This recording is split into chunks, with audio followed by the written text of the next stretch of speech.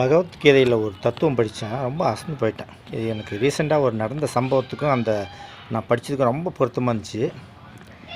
எந்த உறவும் இங்கு நிரந்தரம் இல்லை.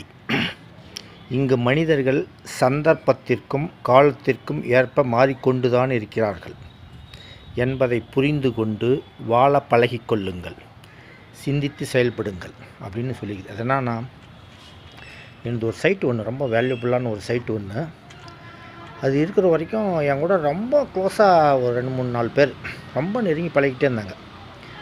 அது நான் சேலுக்கு வச்சுருந்தேன். அது விற்கிற வரைக்கும் என்கிட்ட என்ன ட்ராமாலாம் பண்ணிட்டாங்க. ரியலாகவே நடிச்சிட்டாங்க. அது கண்டே பிடிக்க முடியாது. அவங்க பொய்யான நட்பு உறவுன்னே கண்டே பிடிக்க முடியாது. அந்த மாதிரி ஒரு துளியிலும் நான் தவறு கண்டுபிடிக்க முடியாத மாதிரி நடந்துக்கிட்டாங்க.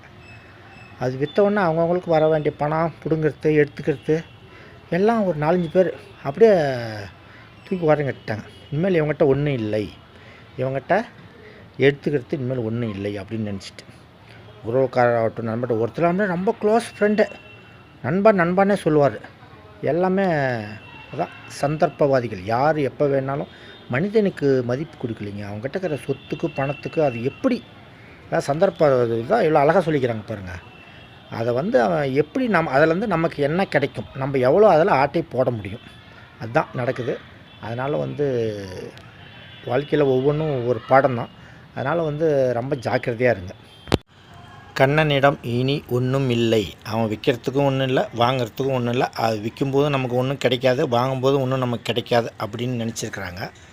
ஆனால் எனக்கு ஒரு ஞாபகம் வருது.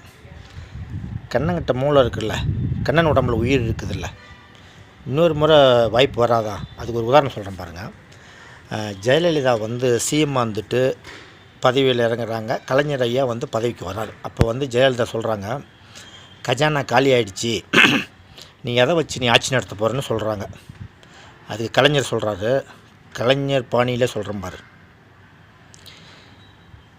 கஜானா காலியானால் என்ன, கலைஞர் மூளை காலியாகவில்லையே அப்படின்னு சொன்னாராம்.